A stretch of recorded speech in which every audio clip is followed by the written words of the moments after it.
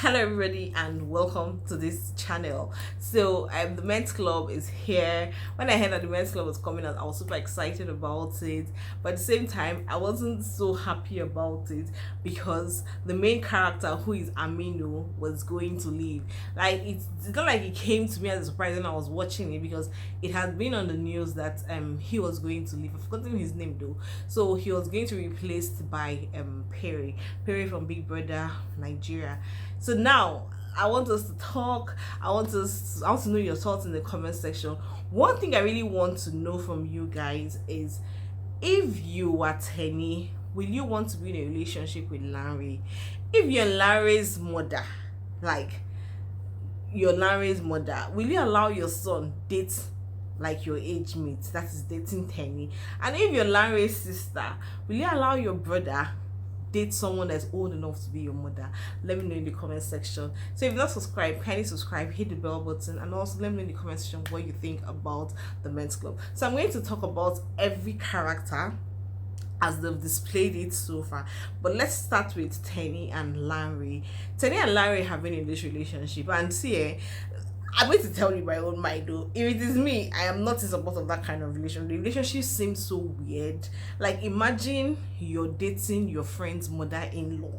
Like, it's not even like, there's a way it's sounding in my mouth. It's the way it's sounding in my ear. Like, when I try to even think about it, it's not just balancing well. Even Tenny herself even knows that it's not really looking very alright. Because when they organized this party, Tenny was like, she doesn't know how she's going to come there, bearing in mind that all the guys will be coming with their ladies, and then she is also coming, and her daughter is also coming. Imagine going to party with your daughter. Imagine going to party with your son-in-law to be. Like, I don't know. So let me know in the comment section what you think about Tenny and Larry's relationship. And then Larry's mother, I don't really blame her for reacting the way she's reacting. Yeah, she had to even tell Tenny that, see, both of us are age mates. Let's talk like age mates. Like, you have a daughter, you have a child. How would you feel if this thing happens? How would you feel if your child is dating someone that's old enough to be your mother? So that conversation was really necessary. But I do not understand why Larry's sister is actually accepting this relationship with her whole heart. I don't know. Okay, or maybe because her brother is actually happy, so she feels, okay, since my brother is happy, let me go with the relationship. But personally, I don't think I will actually be very comfortable with that relationship. So let me know in the comment section what you think. Now that Tenny now has cancer, she has been diagnosed with cancer, she has actually called off the relationship. It's not because she has cancer though, it's because Larry's mother actually spoke to her, saying, we are both like of the same age grade. How would you feel if your child was doing this? So I think that's actually what made her pull out from that relationship. But will they survive it? Like, will this breakup actually work? I don't know, but I really want it not to work. Like, I want them to break up because it's looking weird. It sounds weird, it looks weird, and all of that. Now moving on to Tumini and Aminu. See, for these two people, I do not know what is actually going on. For Tumini, see, I understand that there are people that are actually very reserved, that like their space, that like their privacies and all of that. But I think right now she's taking it a little bit too far. First and foremost, you want to build your career, and then we now have someone that is willing to help you. Yes, I understand. Wait, I know, before people drag me here now, I understand, yes, that some men can be overly overprotective, but at the same time, this guy is just trying to help out by, okay, how can I help you do this? I understand again that, yes, Aminu went a little bit too far by not like trying to hear from her, getting her opinions about the business she wants to form and all of that. I understand all of that, but at the same time, I think, as Louis said, I think both of them actually lack communication. But my fear with what's her name now, Tumini, is that if she's not careful, Jasmine will come and take over that relationship if she's not careful. I see Jasmine actually moving like a snake right now, and I don't know if that movement is actually for good.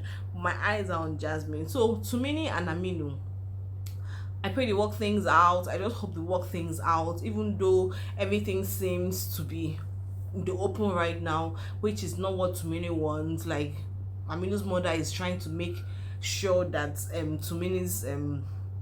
Tumini comes into the spotlight, just the social media glamour and all of that. So I don't know how that would actually balance by the end of the day.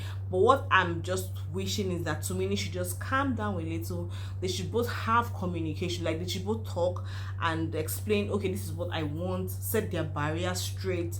I think they've not really sat down to say, okay, this is the barrier, don't cross this. Like, it's a different thing when I do not tell you anything and you just assume. See, that's one thing. Assumption causes a whole lot.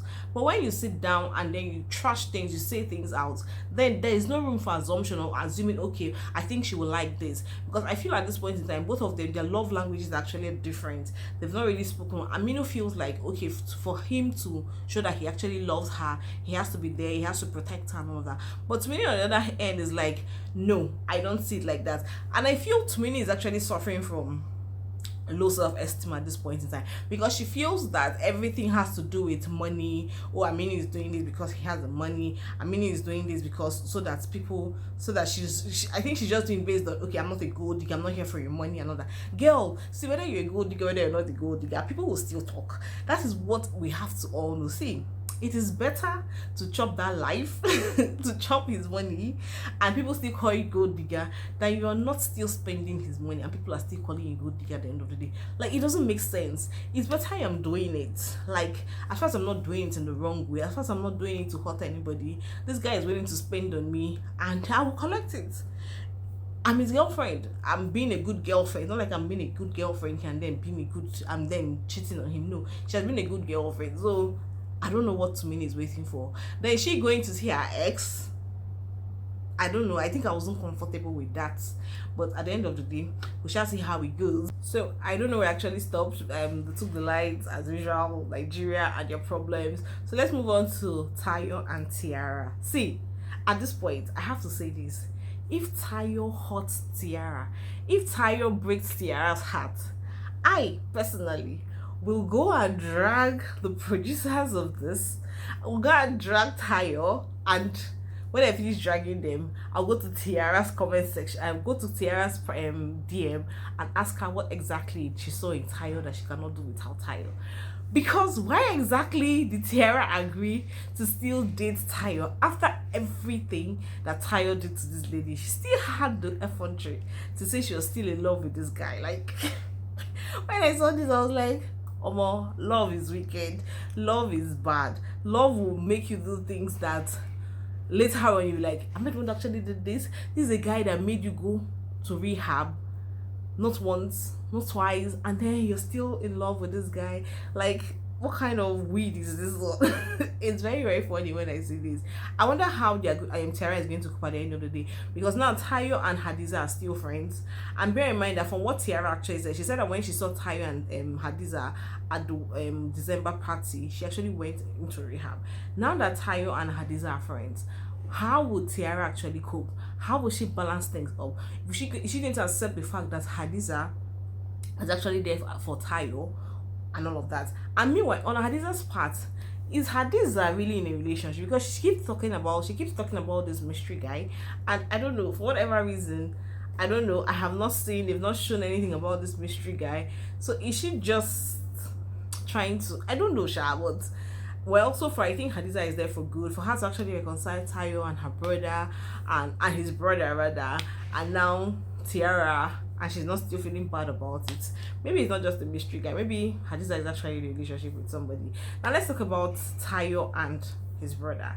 Remember from, I think, the first season or thereabouts, Tayo's wife was actually sleeping with Tayo's brother. Like, what an abomination.